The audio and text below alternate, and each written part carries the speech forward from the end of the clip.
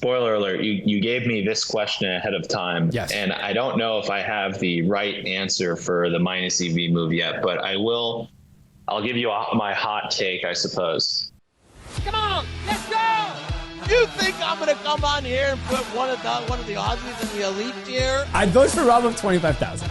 I wouldn't vote for you. I can basically just cheat and get the same bets that they're getting. And it's weird because you can also pay your bills at the same place where you bet. I mean, you're a short guy. What? This guy talks a lot of trash. He's talked a lot of trash about me, Rob, a lot of people in the community, but he's refusing to show his face. Touting yourself as a pretty good NFL gambler. I thought you were an idiot. Say testing, I'm a cuck. 1, 2, 3, 4. The Aussies, going head to head with the Aussies. That's what I drew for, and I said, get him, Kirk. And they call me a mean-spirited name. I don't hang out with them. The Toronto Maple Leafs at 14-1, staring me dead in the face. I'm already getting, a lot of early. This could be the best Circles Off episode that's ever been done. Welcome to Circles Off, episode number 183, right here, part of the Hammer Betting Network, and presented by Pinnacle Sportsbook. I am Rob Pizzola. No Johnny next to me today. New face across from me. Usually, producer Zach Phillips announced on last week's episode that it was going to be the last one for Zach on Circles Off. He's still with us at the Hammer here, but we've shuffled things around a little bit. So as you're known on the watch-alongs, the Giant, Jacob Gramenya, is my producer now. Happy to be here. Are you nervous for a first episode? I am only nervous because we didn't have the utmost luxury of time to prepare myself to jump in here. So yeah, me and Zach, if we do a few things differently, I have to work through that for just this episode. And also, Zach's very well liked. So yeah, I have some very large shoes to fill. People were upset that he was leaving the show. He is really well liked. Like, his approval rating is through the roof. If you were taking over for producer Jason Cooper, they'd be like, thank God. Yeah, exactly. The people would be, they'd be throwing a parade at this point. Like, parties would be happening across North America. For this one, they're upset. Like, oh, who the hell is this guy? Yeah, who is this guy? Jacob's a great guy. He was, he's been with us since the beginning. Early Betstamp days plus the Hammer. I have the utmost faith in Jacob. I don't think you'll see anything change on your end from a production point of view. I do want to just quickly touch on, I guess I'd call it the elephant in the room. I don't know if it is. Obviously, last week was a deeply personal episode that I did. I had been planning to do that for a long period of time, and then it just kind of hit me that was going to be the week. And I just turned the camera on and spoke, shared my thoughts. Appreciate all the feedback I got. I got hundreds of pieces of feedback. Twitter DMs mostly, but people who know me have my phone number, reached out, several phone conversations, Twitter, YouTube comments. I appreciate actually all of the feedback, whether positive or negative. I know it was mostly received well. A lot of people have gone through similar patterns in their life, and they really resonated with the episode. Others, they just thought I was complaining or whatever, and that's totally fine. Honestly, I just be real as much as I can with the audience. I share real experiences. I think that's important. I don't think that'll be the last episode I ever do of that kind, but I don't plan on doing them weekly or anything like that either. So we're going to get back into the regular flow of Circles Off going forwards, but I did want to share with everyone that I truly appreciate every piece of feedback. I'm way behind on responding to people, but I've been taking the time to write personal messages and reading everything that people have written me. Some people have written me like literally stories with their own personal experiences. And I'm an emotional person. I'll stop there. I'm just really happy at all the feedback that was received last week. It means a lot to me. Into this week's episode, we're going to talk about the exchange model a little bit. We've done that before with Henry from Novig earlier on. If you've been following this channel for a long period of time, you would have remembered G-Stack George Sulfidis, who is still with the Hammer but not on camera right now for reasons I won't get into, but he interviewed Alex Kane of Sport Trade previously. So we've had some exchange model conversation on this program before. Going to go down that path today with a few wrinkles as well. But I do want to remind you before we do, Pinnacle is the proud sponsor here of Circles Off. I'm very happy to promote Pinnacle because my life, Pinnacle's basically an extension of my life. I'm a person who likes to price shop, likes to save wherever I can. I like value. And Pinnacle is the brand and market where you are going to get the most value. They're not going to limit you as a bettor. If you're line shopping, you're almost always going to find Pinnacle has one of the best prices on any side of the game, whether you're betting the NFL, college football, college basketball, NBA, NHL, anything that's going on right now. I would highly recommend that if you can get a Pinnacle account, you get one. They've been in business for the past 25 years for a reason. Bet smart, bet Pinnacle. Check out pinnacle.com/hammer to sign up. You must be 19 plus. Licensed in Ontario, not available in the US. And as always, please play responsibly. Here we go. Joining us today is Dean Sisun. He's the CEO and co-founder of Profit Bet Exchange. Dean has been at the forefront of revolutionizing the way that bettors interact, creating a peer-to-peer exchange that offers better value, transparency, and control for its users. Under his leadership, Profit has grown into one of the most exciting and innovative names in the space, challenging the traditional sportsbook model. Dean, welcome to the show. Great to have you here on Circles Off. Thanks for having me, Rob. I'm excited to chat. Yeah, no problem at all. Before we get into it and dive into some deeper topics, if you could just give us a bit of your personal background and what initially drew you to the sports betting industry. Sure. Personal background wise, I'll back up even more. What initially drew me into the sports betting space was actually my dad. I was in high school and he was in an office pick'em pool. This is not to say that I was any bit sharp at 16 years old, but I entered the pool for the first week and I won. We won the pot. I think it was like $20 a person. My dad and I split it. I think we each made like $400.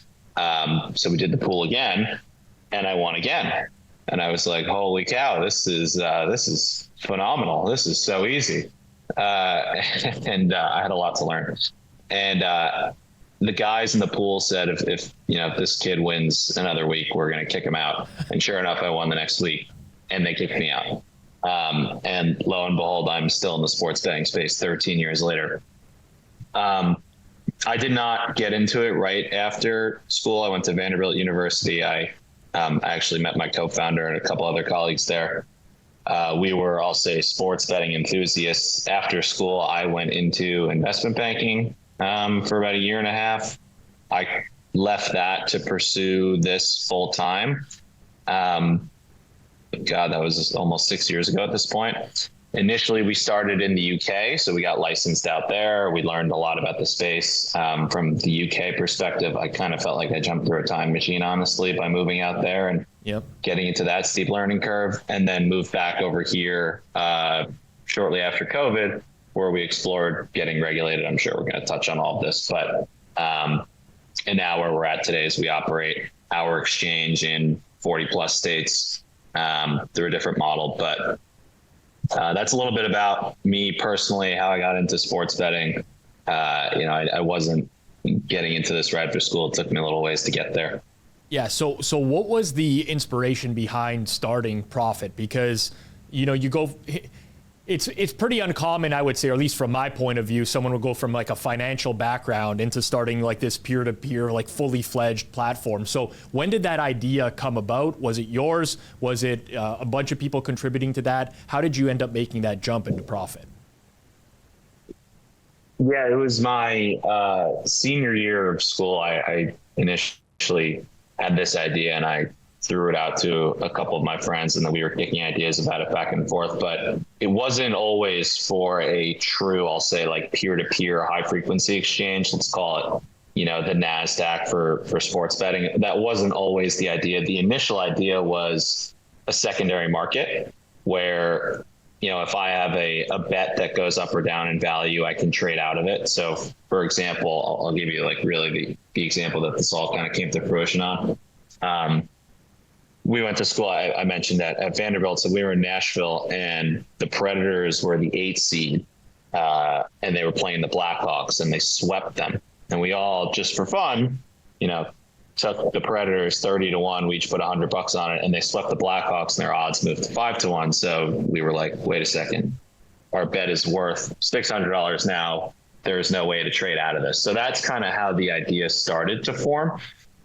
Sadly, they lost the cup, so my bet didn't hit. But I went to that Stanley Cup Finals. I think that was the Pittsburgh year. I'm pretty sure it was. Oh man, it was the Pittsburgh year when they had the CMAs on Broadway and also the Cup on Broadway. It doesn't get any better than that. Yeah, I saw a game in Nashville that year. It was against the Sabres. They lost. Nashville lost in overtime, but I went to see the Cup in Pittsburgh that year. Anyways, tangent, but I remember that year very clearly. That was like kind of my, I was betting the NHL very, very profitably at that time. So it's like that to me. Yeah.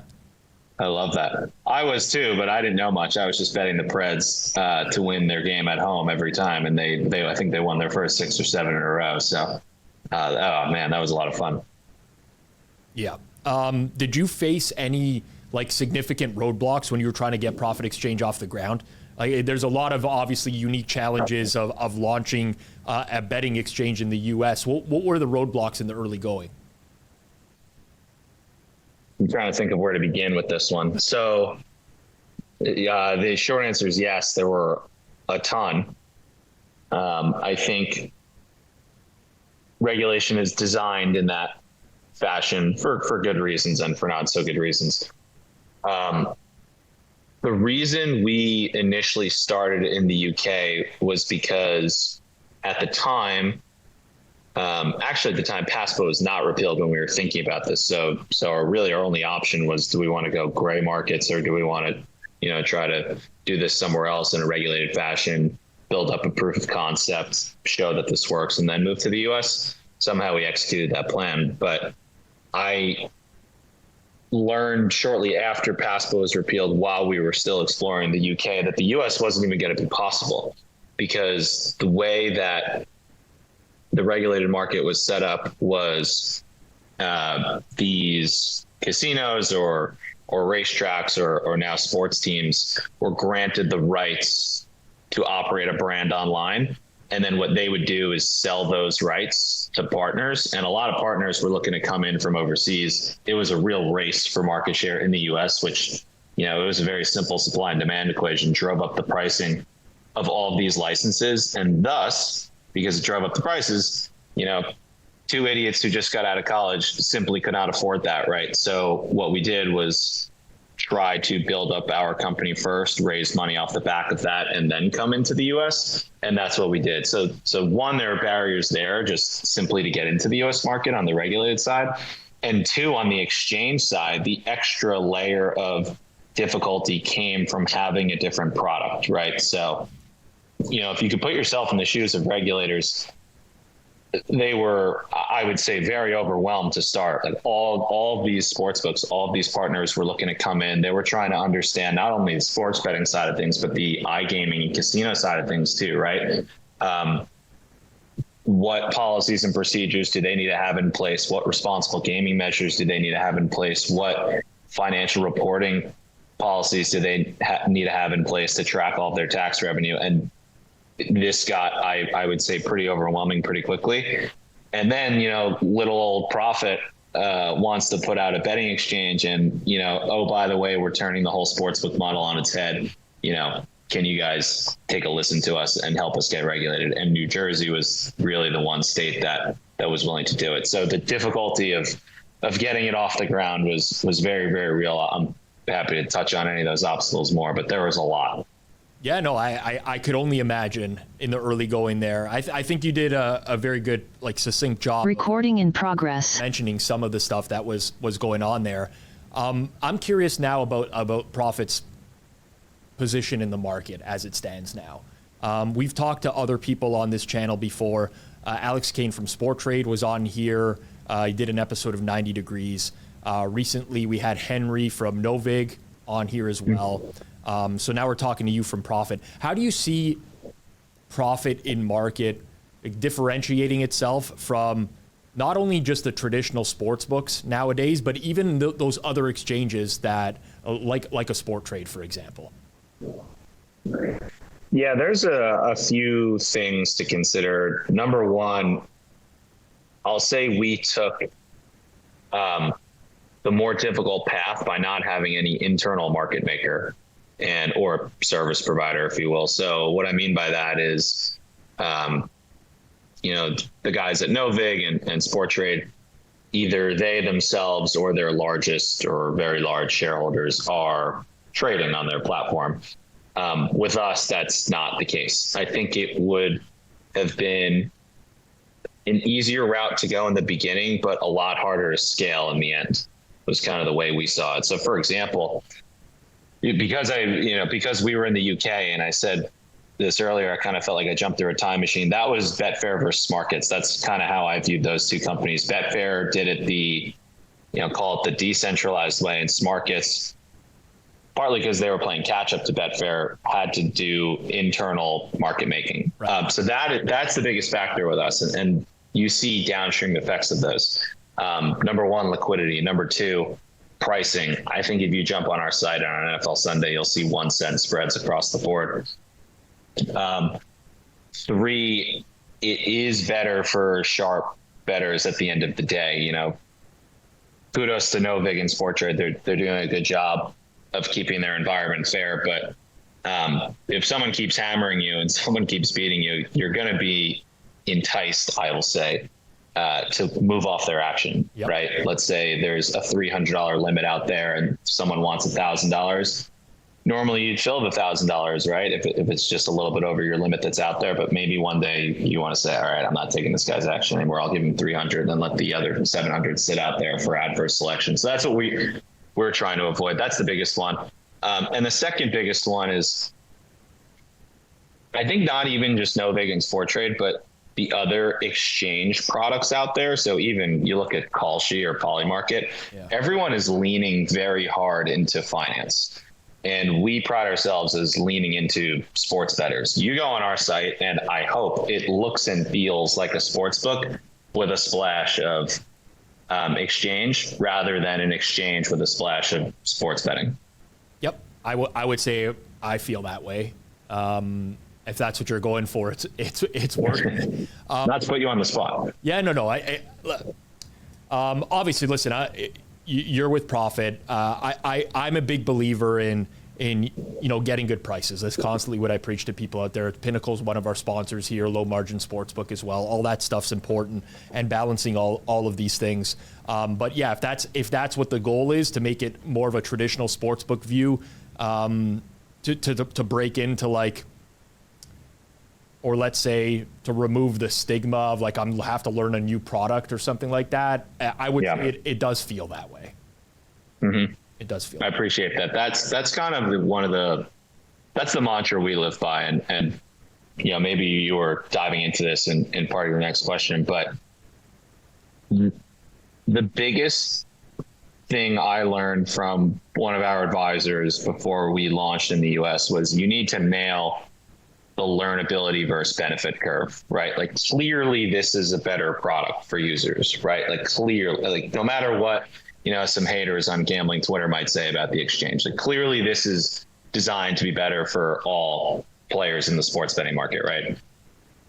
But it's your job as the exchange to show them the benefit the fastest and simplest way possible. Otherwise, they will churn out, they will leave. And then guess what? That hurts your exchange, that hurts everyone else, because the exchange gets better as more people roll along.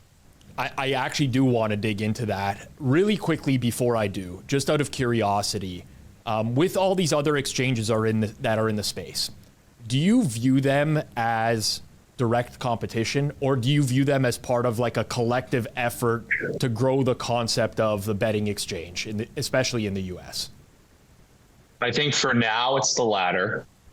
I think it would be, and I learned this early on in New Jersey, when it was just us and Sport Trade. I think it's silly, to be at each other's throats and competing over a very small piece of the pie, right? We all have the same goal. Yeah. To move the industry in this direction.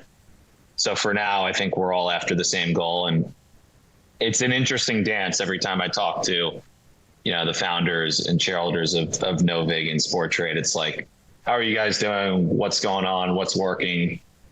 They're not oversharing. They're not undersharing. It's an interesting dynamic. I think it would be foolish to say, we're all competing right now for this massive exchange market share. I think if we crack the exchange code, we'll all be doing pretty well, right? So yeah, it's an interesting mix. I'm just curious about it. I've attended some Stacks events in Ontario, STX. Mm-hmm. I've seen, Zach from Forecasters as well. And yep. I've seen a lot of interaction between people that are part of, whether they're employees or co-founders or whatever, of like the exchanges. I always just wondered about those conversations, what they're like whether you guys are sharing learnings with each other, if there is some sort of like actual collective effort to try to put like some education out there into the space or things of that. So I was just curious about that, Dean.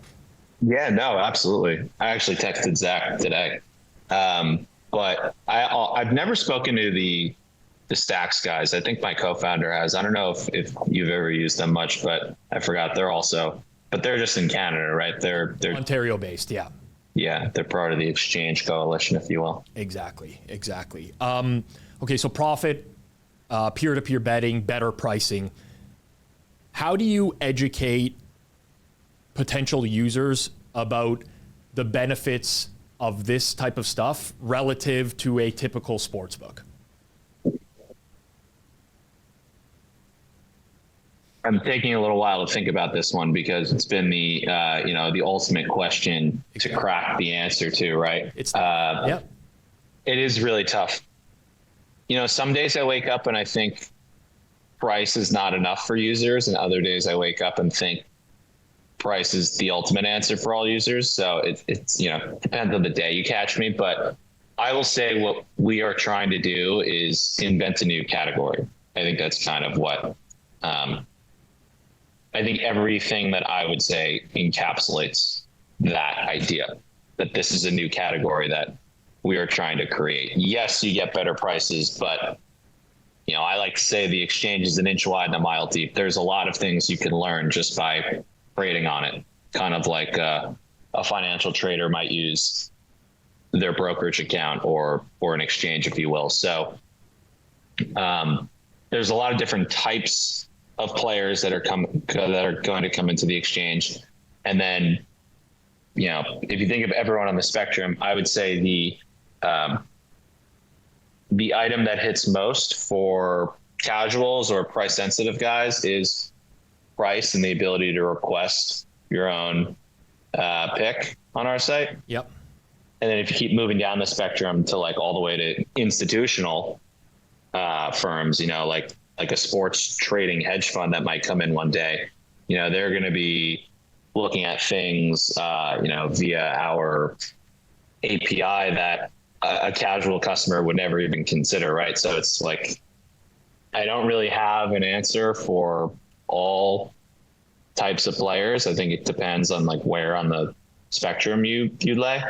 But it is about price. It is about requesting. At the end of the day, it's its own separate category. Very similar to, in my opinion, what Prize Picks and Underdog did, right? Like, I think those companies, I looked at it from a sports betting mind and said, these are just player prop parlays. Yep. Right? Like, duh. But I apparently was in the minority. I'm sure you looked at it that way too. And it's its own separate category now. I mean, it's Pick'em, it's DFS plus, right? So like, I think we're after the same concept there. Yeah. It's interesting because you're also dealing with the evolution of bettors as well. And, I ask myself these same questions when we're running the hammer here, right? And it's like, okay, this is what the current bettor looks like, but 5 years from now, is the current bettor going to be the same or is it going to be different? And I've kind of, I do have this feeling that over time, I think we're already starting to see it and it's still in its infancy, but people are becoming a little bit more price sensitive. And part of the reason why is that generally people don't like to lose. We talk about betting for fun, and recreational sports betting, and that's good. But even if you're betting recreationally and you're constantly losing, you lose the joy of it. I've experienced that personally in life, where I got to a point where I'm like, this is no longer fun for me. Let me try to figure this out. And we're seeing it in the growth of our channels, honestly. But I think I don't want to say you're ahead of Mark. You guys are still. We're still in the early infancy of sports betting across North America now, regulated sports betting, right? And I do think as time goes on, 3, 4, 5 years from now, I really do think it's going to be less of a problem. That's not to say that we're going to see like this mass market shift and people are going to stop betting at FanDuel and DraftKings or whatever. But I do think that eventually there is a segment of the population that's going to start asking themselves questions of why am I doing this? And the easiest way for them to overcome that is just simply going to be to get better prices on what they're betting and give themselves a fighting chance. So I think the evolution of bettors is going to kind of take you to where you want to be. Totally. I think that was really well said. Something else I'll add there is something I've been preaching recently is we're not building a product, we're building a philosophy. And it is like, it's almost like a war against this philosophy. Like people right now are so SGP driven, right? I mean, I don't know if you saw the FanDuel public reports that came out a month ago. What was it? 65% of their revenue now is from parlays. That's insane. Yep. To me. And their hold projections are 12 to 16% a month. I mean, in some states, those are numbers that 5 years ago, I never would have expected to come. But the average hold rate was 7%, right? So like you said, if you're losing, it's just not fun anymore, right? And how long can this keep up for? I think, you could see a seismic shift that way, but it's on us, in my opinion, to build that philosophy of, hey, quit being an idiot and don't bet on your sports book for your straight plays. Come use the exchange. I think it's a very easy sell, but we got to build the philosophy first. I go back and forth on the SGP stuff because it really is a fun bet type. I like betting SGPs, and you can just be sitting in-game SGPs now. Like there's so many options. I really think it just on a personal level, the idea of playing lottery tickets is fun. Put down a small amount to win a bunch, but again, I do think over time when you're just not hitting these and you're consistently spending $5-10 a day for a big payout and you don't see anything from that, it kind of loses the fun over time, right? Like what makes it fun is when you occasionally get that, you get some cash backs. Those hold rates are pretty high, but they're also on low bets. I don't know how the SGP market is going to play out over the long run, honestly. I go back and forth on that. I totally agree. It is really fun. Like you're predicting game script, right? Yeah. Like it's like the lottery meets sports betting. So, they nailed the product, but right. Like how long can they embed 30% hold margins in SGPs? I have no idea. Yeah. Right. Like for every $1 you put in, you get 70 cents back. Holy cow. I know. Well, it remains to be seen. Right now, it's the thing for sure. Talked to many people about betting exchanges before. Some are very vehemently rooted in betting exchanges will never succeed in the U.S. because you have so many market liquidity challenges. How do you respond to those types of comments from people who are pessimistic about the betting exchange outlook? I think it's market specific. It's, betting market specific. First of all, we were regulated in New Jersey. We moved off that model and now we're a sweepstakes product across 40 plus states. I wouldn't say it was a liquidity issue. I will say it was we were finitely limited to a certain amount of users. Okay. Right. In just one state. And it was tough to build a viral product in one state. Now we had to make some business model changes and some key product changes to fit the sweepstakes landscape. And now we're a sweepstakes product and, not classified as a betting product anymore. But the liquidity issue was never a problem for mainline markets. I mean, if you looked at our product in New Jersey, which didn't have that many users, it had a few service providing market makers, I think we would refute that claim pretty quickly. If you go on our site now, we've got 50 to 80 markets per NFL game, per NBA game. All of them are pretty liquid. They're all pretty tight. I think a lot of those people probably just have never checked us out. I also, I hear these like loud claims all the time about how betting exchanges will never work and they'll fail and blah, blah, blah, blah, blah. How they're adverse selection, but if you're getting the best price on both sides, how is that adverse selection, right? So, that's kind of like I'll say one of the problems that we've aimed to solve and think we have solved for in a lot of markets is you're going to get the best price on both sides. This is not adverse selection. This is not, the trap that maybe Betfair is in some markets. So I don't know. I would say go look at our site if you think liquidity is an issue and you can't get any plays down. I know several sharp syndicates, who've been on your show or who you guys know pretty well, who use our site. And I think they're pretty happy with it. So anyway, I love that topic. Honestly, I'm happy to dive into that one more too, but I digress. Yeah. Okay. So that's one piece of criticism or let's say a point of pessimism more so than a criticism from people. The second that I've heard a lot recently was, well, there's the possibility of larger sports books launching their own exchanges in the future. What's to prevent that from happening? Do you view that as a threat? Do you potentially view that as like an opportunity for collaboration? What's your response to someone says, well, if this exchange model takes off, what's stopping a DraftKings or a FanDuel from doing something different or similar? Yeah. So one, I will say that the sportsbook product and the exchange product are complementary, not supplementary. I think that's a big misconception that anyone who hasn't done, the homework that I've done thinks.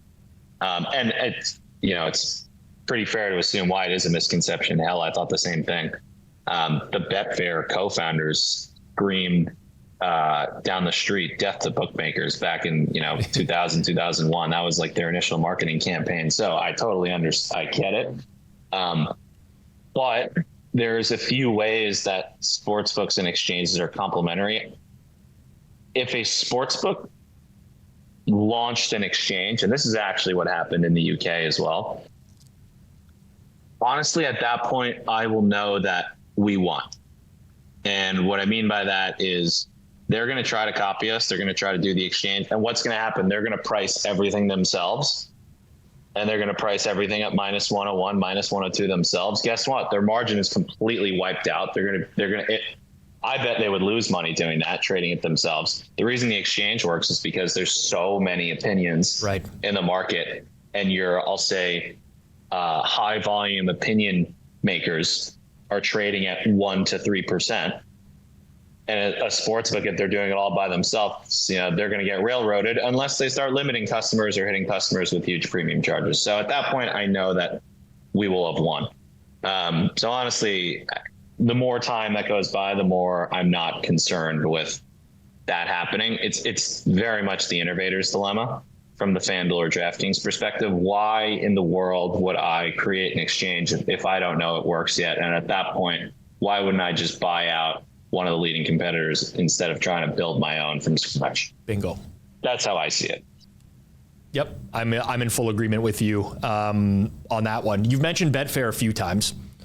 Are there any lessons from other exchanges like Betfair that you've tried to apply to profit? Or conversely, are there aspects of their approach that you have potentially intentionally avoided? Yeah, my pitch, years ago to investors was we are Americanized Betfair and cleaning up their mistakes. So very much so, there's a lot of lessons that we have learned / know about them and haven't even been big enough to apply some of those lessons yet, I will say. And then conversely, there are some that we've looked to avoid. Yep. number one, if you use their interface, it is tricky. I also think decimal odds are probably the trickiest for exchange products. The backing and laying concept with their decimal odds is tough to wrap your head around, as opposed to American odds, which is, minus 215 is the inverse of plus 215. It's a little easier to understand. Anyway, UI wise, I think if you go on our site, you'll see that a lot of it is similar to Betfair. We looked at a few comps and tried to take those and then mold our own opinion on what the UI should look like. But there's a lot that they did really well. And it's little things that maybe you'd never think of, like having like the ability to click from one page to the next, but not this page to that page. It's like little things like that I won't bore you. UI things, basically. Exactly, that I won't bore you on all the details about.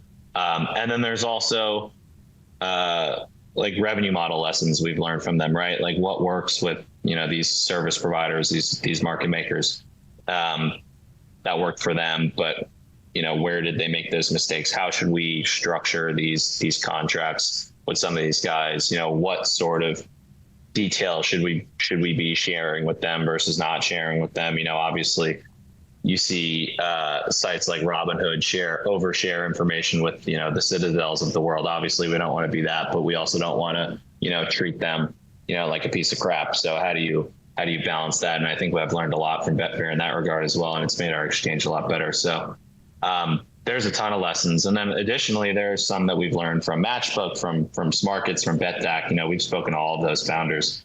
And then I'll say Americanized it for the US players out there. Yep, that makes a lot of sense. By the way, you can never bore me with UI stuff. I used to be a product manager for the Score back in the day. So all of that little stuff of like, fewer clicks to get to this spot and high intent action, like that resonates with me. So don't worry. Oh, I did not know that. Love that. Definitely not don't find that stuff boring altogether. You weren't on the trading team though, were you? I was not. I left the Score actually, I want to say 2016, 2017-ish. I was making a lot more money playing DFS than I was in the day job. So I just basically at that point said I can call it quits. But it was a passion of mine. I loved, I worked on the Score basically right when it was launched as their main enterprise app, not the betting app. But love that. And like, I'm fascinated by data, how users interact with certain pages and stuff like that. So all that stuff matters. All of it matters in a big in a big way. With exchanges, there is this feeling that right now, a lot of the clientele would be sharp bettors. You mentioned it yourself. There's lots of syndicates playing within you. How do you engage the recreational bettors? Because, and when you do, how do you balance serving both sides of the market? Because I do think that you guys want to get to critical mass where as many people are playing as possible. How do you make a product that caters to both sharps and recreationals? One is, the non-sexy answers I gave earlier, which is no internal market making and then, a proper UI, UX to complement that. Is the exchange for just sharp players? I think that's also another misconception and fallacy. I just mentioned earlier that there are some sharp syndicates on our site. So what? We'll let them play all day long. We don't care. Like we make money off volume, right? Yep. Now, that being said, I don't think it's a secret that you can't just have a bunch of sharp players swimming in a pool together. Otherwise, it won't work. So, I also mentioned this earlier, but you need to get everyone on the betting spectrum. You need casuals to see the benefit just as much as, you need the sharp players to see the benefit. I think what I've learned is the sharp players will see the benefit no matter what, and you don't necessarily need to build the product for them, but you need to build the product for the casual guys, which is why we've launched a lot, without going into like too many trade secrets, but that's why we've launched all these new markets, right? Like we've realized that, the FanDuel's, DraftKings of the world, they're a grocery store and we're just right now 2 lanes of it. So how do we, eventually, to use this really cheesy analogy, no pun intended on the cheesy reference, but how do we move from 2 lanes of the grocery store to, call it like a specialty grocery store to the whole grocery store, right? So that is I think one of the themes that gets the recreational customer, the casual customer onto your site. It's just giving them the ability to take whatever they want, right? Because they're going to get onto your site and they're going to say, all right, I want, let's take last night, for example. I want Bills money line. I want Josh Allen not to score. I want James Cook to score. I want Brock Purdy to score. I want Brock Purdy over 18.5 rushing yards. Like, you need to give them everything. Yeah. Otherwise, they're going to say, well, the hell with that. I can, take all of this over at DraftKings and only lose, 8 cents per bet. But if you give them everything and they say, oh, I'm making 8 cents more per play with every market that's available on profit, at that point, that's when the recreational, I'll say, philosophy starts to kick in. It is, in my opinion, very market centric. Now, that being said, you can't overbuild and you can't have crappy markets out there, right? You can't have markets with no liquidity. You got to have markets that are fun, but also people can engage in. It's been a big puzzle I've been learning over the last few years. I'll tell you that. Yeah. I mean, listen, it's, I can completely understand it. It's a different space, and, it's just important to learn off of all of this stuff. One thing that I learned recently, so I put a lot of prep into these episodes. Honestly, I don't want to come on here and I could put together an interview, but I like to get other people's perspectives on stuff. And one thing that I found really interesting when I was chatting with a few people was that in their mind, the word exchange comes with a negative connotation. And this stems from the crypto exchanges, which there were stories over the years of, people being defrauded. One exchange being Quadriga, like completely wiped off the face of the earth, and anyone who had money in there, long gone forever. Transparency and trust are extremely important in the sports betting space. What steps do you guys at Profit take to ensure that users feel that their funds and bets are secure? Because in my mind, there's a lot of people who look at it and they view it differently than depositing into a traditional sports book because of it feels like a different product for some people. Totally. And I think it's an elevated challenge for us because we moved from the regulated market to the sweeps market. So there is no, overarching entity for us to report our bank statements to, right? I've been open about that on other podcasts. I went on Gil's show over at VSiN and spoke about this. It's interesting that you said the word exchange has, a negative connotation to it because it reminds them of the crypto exchanges. Like FTX, right? Like that is, worst case scenario. And by the way, I got to tell you, Dean, this is small sample size. This isn't like I'm taking a poll of 10,000, but I chatted with a few people and they're like, I've actually heard people tell me that they've never been willing to use an exchange because they've had bad experiences before with crypto exchanges, which is, to me, is apples to oranges, but it's a stigma that you have to overcome. Totally. And it gives us a bad rap without us, getting a chance, but I totally get it from the consumer perspective. Also, I'll even go one step further. A lot of customers text me. I've texted thousands of our customers at this point. A lot of them text me, how am I sure that, Black Friday for poker isn't going to happen to your site? And I'm like, that's a really hard one for me to answer. Number one, because I guess I wasn't old enough to remember, people getting burned in that. And also number two, there's no precedent in the sports betting space or the sweepstakes space for that, right? So, I totally get people's concern. But on the exchange piece, I think what I would say, and I said this on Gil's show too, is we're experienced tracking these funds, right? Like the first thing actually that we did once we decided to make the move from regulated to sweeps is we put all of the procedures, financial reporting wise, that we had in place in the regulated market into our current product. I had the worst time in the world. And I have some awful memories and nightmares from building these financial reports in the regulated market. They are a bear, especially for exchanges. And I hope to never see any of it ever again. And the next day we implemented these. We said, wow, these actually really work. They catch bugs, they catch anything that's out of balance. So there's that.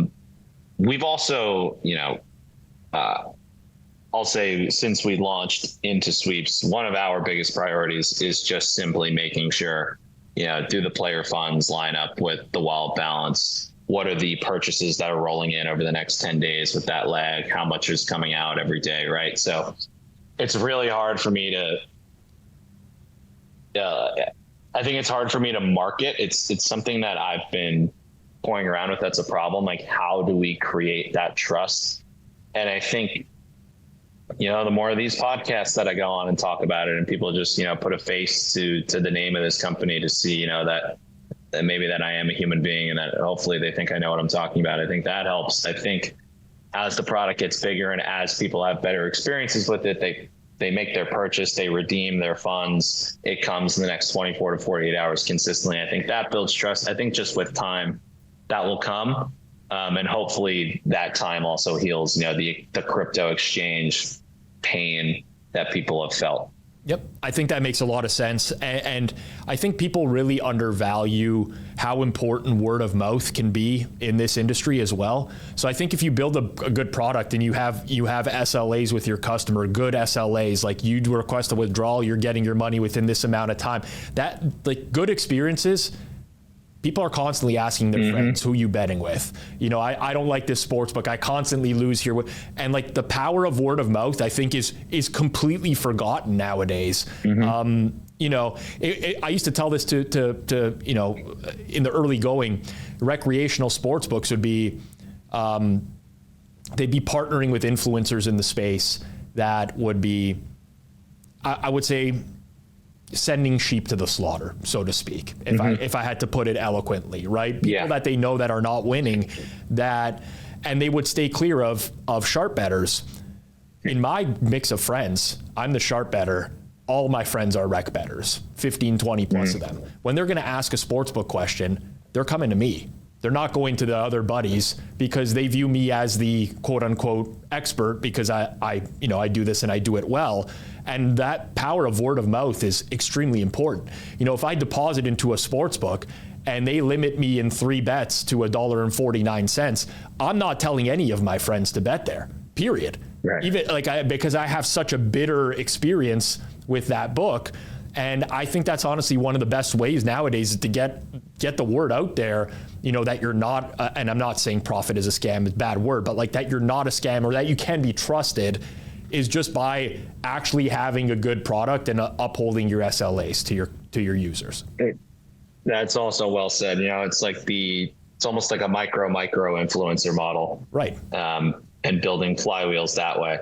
That's another reason why we value like CX pretty importantly, because like you said, you control not control, maybe that's a strong word, but 15 to 20 people lean on your opinion pretty heavily in this space because you're the expert, right? And I'm sure there are thousands and hundreds of thousands of views out there who are, steering people in one direction or another. Hell, my friends do the same thing. I have a group chat of 5 or 6 friends who are, call them rec bettors and look at me for advice of where to go and what to do. So I totally get it. Let's go a little bit forward looking here. Do you believe that betting exchanges are the future of sports betting, or do you think that they're always going to be like a smaller but vital part of the ecosystem? Yeah, you gave me something to think about with the word exchange. Maybe there's something to rebranding to like prediction market or sports exchange. I don't know, but do I think our goal is to be a mainstream product? Do I think we're going to be bigger than FanDuel and DraftKings? With the current product we have now, no way. I think kind of like what we were talking about earlier, SGPs are a little too fun. Yeah. I think they will, hopefully they're always around. Parlays also will always be around.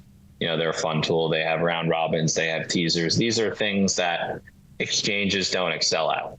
But what exchanges or sports exchanges do excel at is, that straight pick.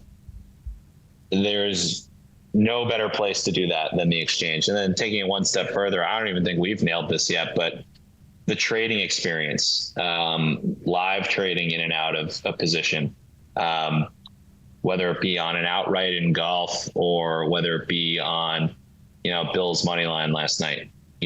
Back to, the initial idea of profit, your position is constantly fluctuating in value over time. Trading out of it's pretty fun. So I think that my goal is to get somewhere between 10 and 20% of the entire market into the exchange market for sports.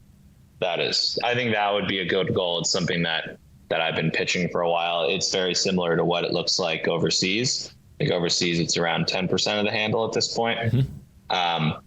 However, of the straight revenue that comes in, not from parlays, just from straights, exchanges, at least I know on Paddy Power Betfair, are about 50-50 revenue split wise. So I think those are pretty good goals to have. Do I think it's going to be a dominant product? No. I think these are complementary, not supplementary products, as I mentioned earlier too. Sportsbooks will always need exchanges for price discovery. Yep. They will probably need them to move over limited and sharp bettors into the exchange ecosystem as opposed to their ecosystem. And then lastly, this is their lowest grossing margin product, the straight play, right? And so I think for all those reasons, they can coexist pretty happily. And I don't see exchanges overtaking sportsbooks, but I do see them existing together. Are there opportunities for exchanges like Profit to expand into other forms of wagering or potentially financial markets? Totally. Yeah, without giving too much away, I look at Kalshi's menu or Polymarket's menu, and I've been keeping somewhat of an eye on how much volume each of those markets are doing. Now, obviously, the election is enormous, right? I mean, that is years worth of revenue for them just on that one event, which is pretty nuts. But what else are people going to want to speculate on? I think there's one way to look at it in that it's an entertainment product, and there's another way to look at it in that it's a price discovery product. Mm-hmm. So, for example, on the election, these guys were touting that, the election is favored this percentage to this percentage based on our betting markets because it is a method of price discovery, right? And turns out, that did work. Yep. But what else can you apply that to? Can you apply that to, I don't even know. I would be spitballing if I thought of any other markets off the top of my head, but can you apply that to other areas of, let's call it betting or predictions? Probably. Can we get people to price those? Is there an interest in those? I'm not sure. I think we're just more interested in tackling sports for now. Right. But it's definitely something I've been thinking about more as I've seen, Kalshi, Polymarket come into the fold more. Makes sense. On a more personal level, Dean, what's been the most rewarding moment for you as the CEO of Profit?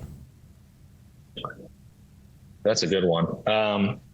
I would say it's funny because we're not a regulated product anymore, but launching in New Jersey was maybe the most rewarding thing that's happened. One, because of all the pain that it took, all the sacrifice that it took. I mean, the journey that it took to went there. If you remember my story, we were living in Europe for a year and a half. There was a period of time I was living in Berlin for an accelerator program, and just like traveling, or I guess moving around from where I was to that moment of when we were in New Jersey after we had raised money and built a team that was all focused on this one goal of launching. It made me so happy. It was so rewarding. That being said, I think I hit some other difficulties and roadblocks in the regulated market, much to our eventual pivot. But at that moment, it was, I remember being so happy. I remember looking through my old DMs with my co-founder Jake on Facebook Messenger in 2017, in September 2017, where we were just going back and forth talking about how we were going to do this and what we were going to do. There were some absolutely absurd ideas thrown out there and some hilarious text thrown out there. Like, this isn't going to be that hard. So looking at that and then thinking about how hard it was to launch in New Jersey, oh man, that was probably the most rewarding thing I've experienced so far. That's cool. I can see how that would be something big. It's a big milestone, right? And makes a lot of sense. You put that much work into it. We've talked about U.S. regulation, the U.S. betting industry a bit here. If you could wave a magic wand and just change one thing about the U.S. betting industry, what would you change?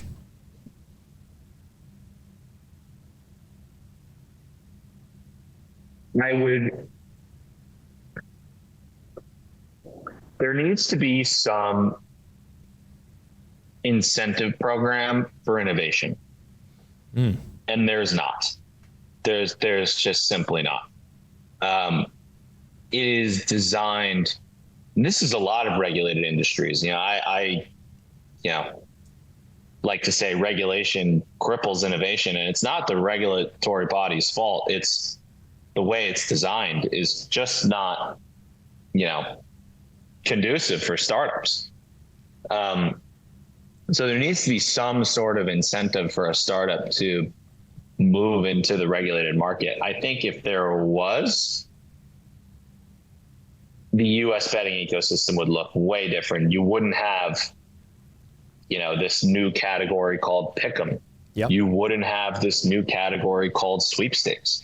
You wouldn't have all these new categories. Like I don't know what it is. I've actually, kicked ideas around with Alex over at Sport Trade back and forth, here and there. But, I don't know what it is. But if I can wave a magic wand and just say, all right, the regulated market looks perfect for startups, and here are the incentives that are in the market for startups to roll out, that would be what I wish for. Because it doesn't only have impact on us operators, like the Pick'em guys and the sweepstakes guys, but it also has impact on the suppliers, and it also has impact on the affiliate space. I mean, look what's going on in the affiliate space right now. It got slaughtered. I mean, I'm sure you saw what Katina did. Oh yeah. Right. So, if there's some incentives program that someone can figure out to build and get this right, I think that's what I would do. I don't know what it is, but man, I wish I could wave a magic wand and figure it out. Yeah, it makes a lot of sense. I would say definitely, listen, there's some innovation in the space, right? SGPs are an innovative bet type. We see stuff like that. But I just feel that personally, the betting space is way too focused on marketing and particularly promotions nowadays as well. It's not quite as heavy as it once was on the promotional front, where everyone was trying to get some FTDs in the door. And, there were some insane bonuses in the early going. But even as you see, like I'm in Canada, it's very different from the US in terms of what's allowed to be advertised. But I just see it through the lens. I can't think of a single sportsbook right now that I see actively advertising their product. And there's some in the space that could easily do that, like 100% uptime, finding bets really easy, but no one does that. And I actually would be, maybe I'm in the minority, but I feel like at some point it's going to flip, right? To like away from by now the promotions they're kind of stale. Most people who are betting at sportsbooks anyways, they get emailed promotions, they can see it when they log into their accounts. Is that incentivizing people to play or deposit at sportsbooks as much as it used to? I don't know. I feel like innovation's definitely needed, and more product-based advertising is definitely needed in the space.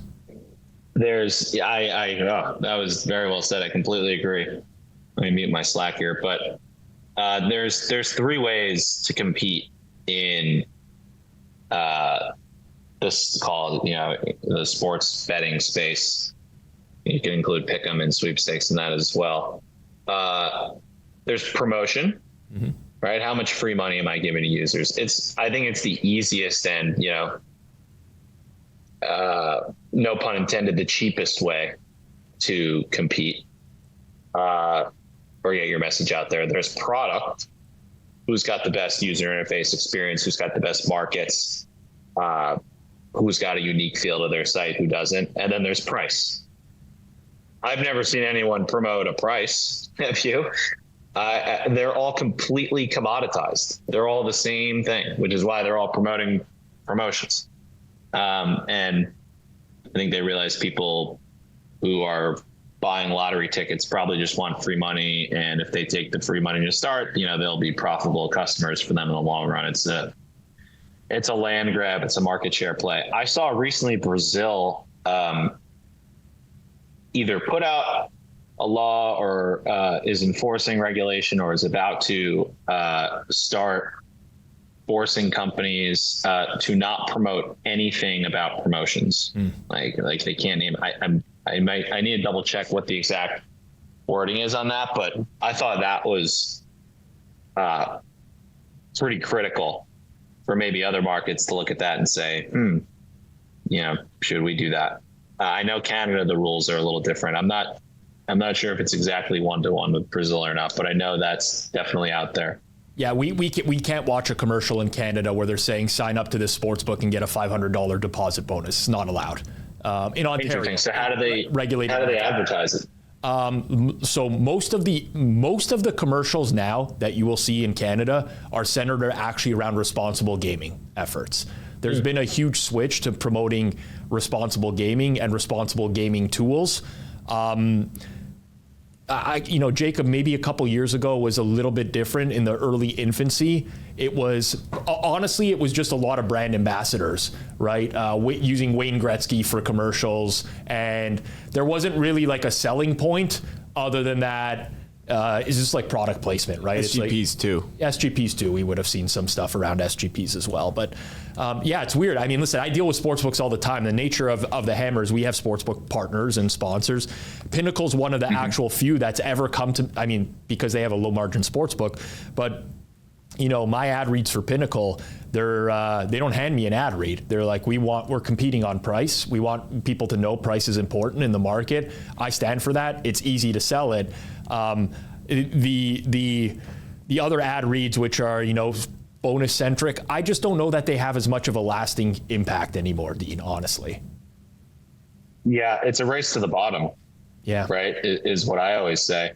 If you're competing with this commoditized product and you're all the same, what stands out at the end of the day other than promotions? And if promotions are the only thing that separates you from the others, if people are going to race to spend the most to get those customers until eventually they have to hit some sort of high watermark and come back down. And I think that's why they're starting to get a little stale. DraftKings every quarter is putting out earnings releases about that their focus is on profitability. They're trying to get to profitability by the end of 2025. Caesars has their EBITDA goals that they've publicized too. So I think now they're getting a little more creative with the promotional spend, but you're right. It's totally stale. At what point is someone going to come out and say, this is why our product is amazing, other than, taking SGP here? Yep. Yeah, I think it's going to happen, like where you'll really start to see that pivot at some point or another. It's funny, and I'm not going to name names because I actually just don't want to give them any additional publicity. The only sportsbooks that have come to me for sponsorship requests that have wanted to go down the product path, ironically, have the worst products in the space. Yes. They're like, we need you to promote that we're like the best live betting interface. I'm like, well, I'm not going to do that. Let me use the interface, and then I'll see. And then you're just like, this is horrible. Like it's a janky product.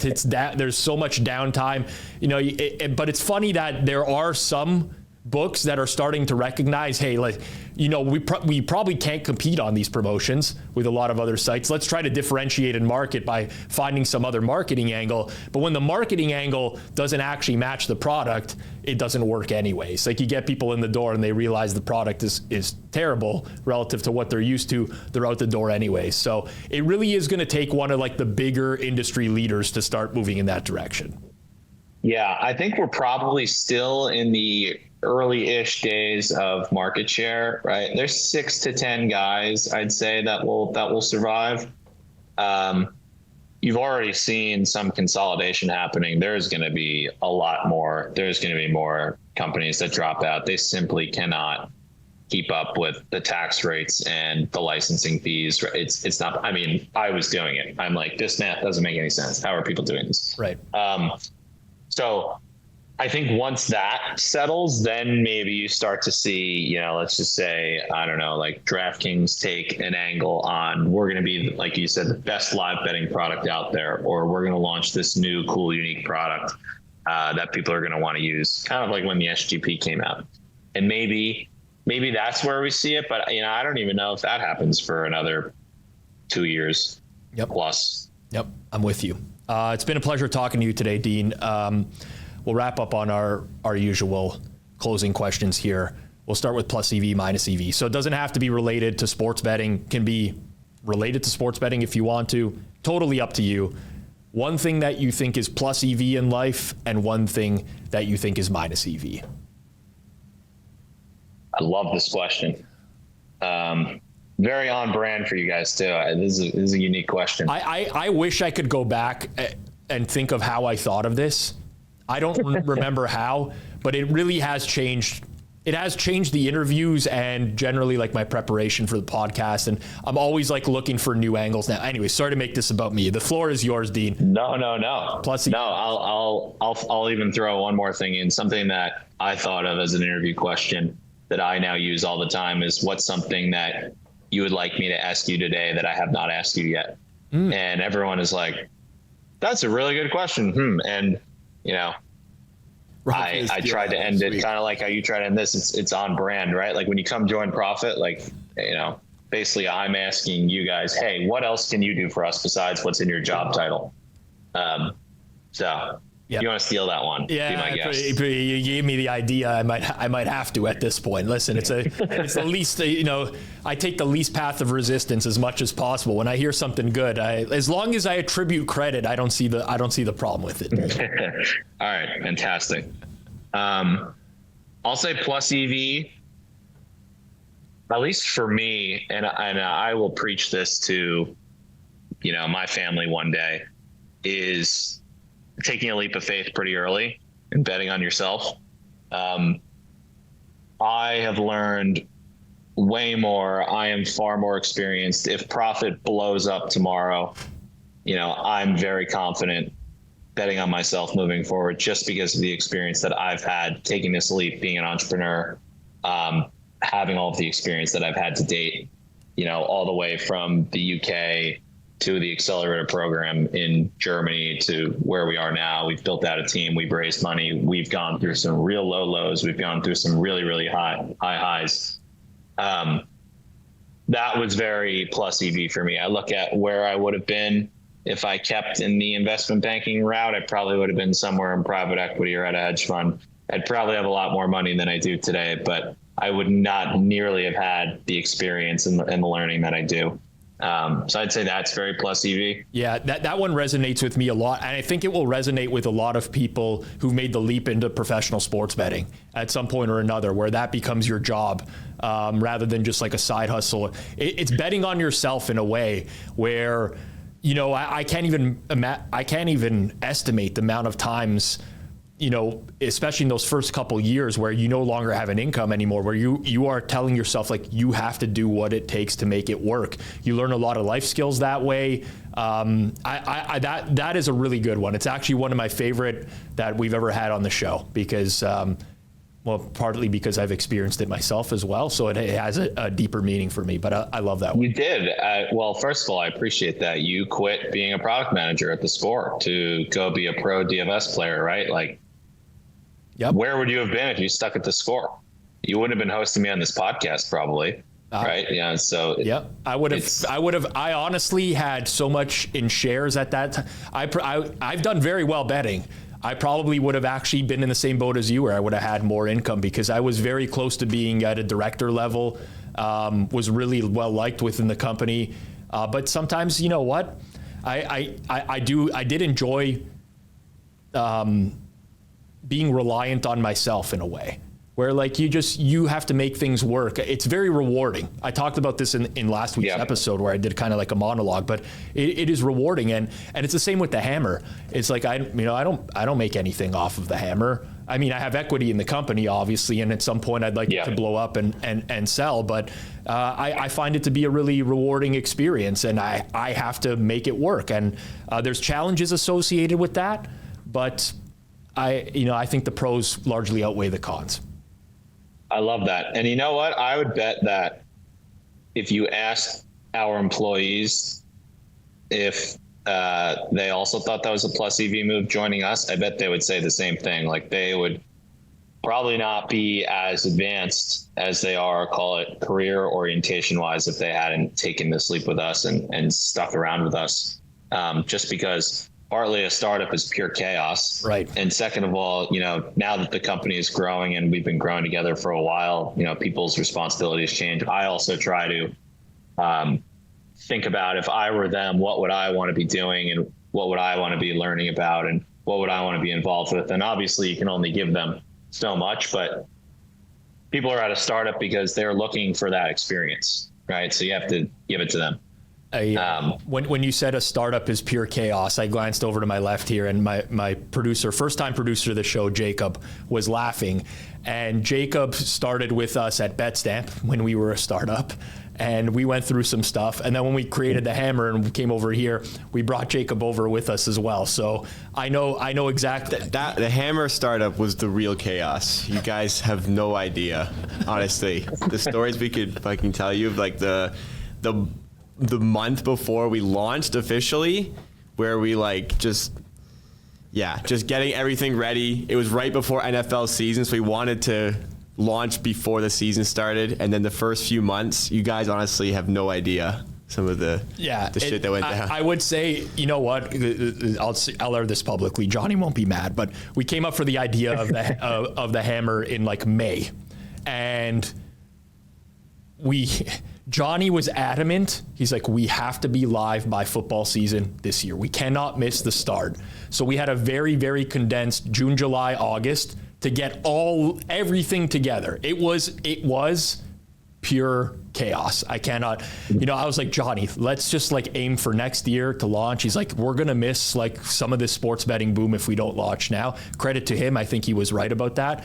But to Jacob's point, holy shit, some of those days, man, we had disagreements. We were all over the place. It worked out. I mean, you learn from those experiences, though. Yeah, we learned. And we still deal with some of the repercussions today, but we manage. We manage. Amen to that. That's it. Minus EV move, Dean. Honestly, I think that's the harder one for me. And, spoiler alert, you gave me this question ahead of time. Yes. And I don't know if I have the right answer for the minus EV move yet, but I'll give you my hot take, I suppose. Granted, I am, let's call it it took me a while to prioritize my personal life over my work life. Yep.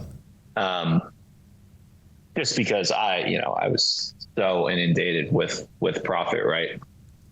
But I think that was a plus EV move on my part. And I think minus EV would be the flip side, and it would be prioritizing, and I'll explain my logic on this, prioritizing, fully my personal life ahead of my career. Because I think prioritizing my career has had downstream positive accentuated effects on my personal life. I see.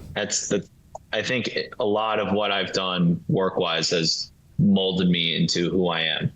And I think that if I look back 6-7 years ago, if I prioritized, maybe fast tracking, getting a good job and making money and getting a girlfriend, getting married, having kids, like I don't know, prioritizing that personal life, settling down somewhere, picking where I want to live for the rest of my life. I think I wouldn't have been the same person.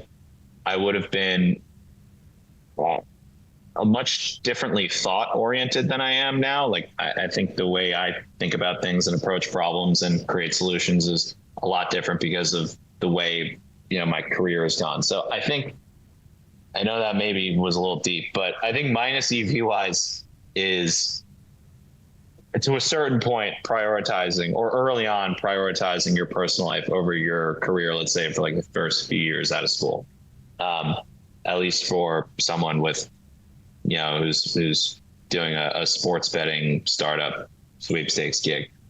I don't know if you've ever had an answer like that before, but that was a hard one for me. I think that's, the more I think about it, the minus EV move. Yeah, so the responses to this are very varied. Some people go down a really deep path like you just did. Some people will give like literal plus EV moves. I've talked about using frozen grapes as ice cubes in the summer because it doesn't melt in your drink, so it could be all over the place depending on what mood the guest is in. But that's listen, I like the deep conversation. I think you got to keep it real every now and then. So I do enjoy it. Dean, we'll end on this. If you could go back 5 years and talk to a previous version of yourself, what advice would you give to your former self?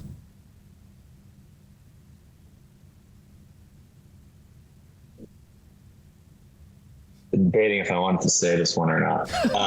It would be,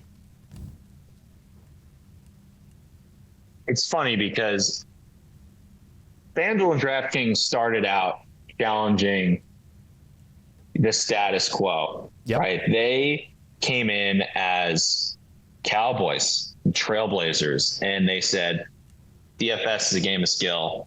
They stuck the middle finger up to, the typical land-based casinos out there, and they said, come get us. And eventually, I don't know if you've ever read that book. I'm drawing a blank on the title, but it led them to, face the attorney general. They almost got screwed. But I wish I took more risks like that early on. I wish I didn't think, all right, we have to go to the UK and build out a regulated product here, and then we have to go to the US and build out a regulated product, and then we're going to move state by state, regulated.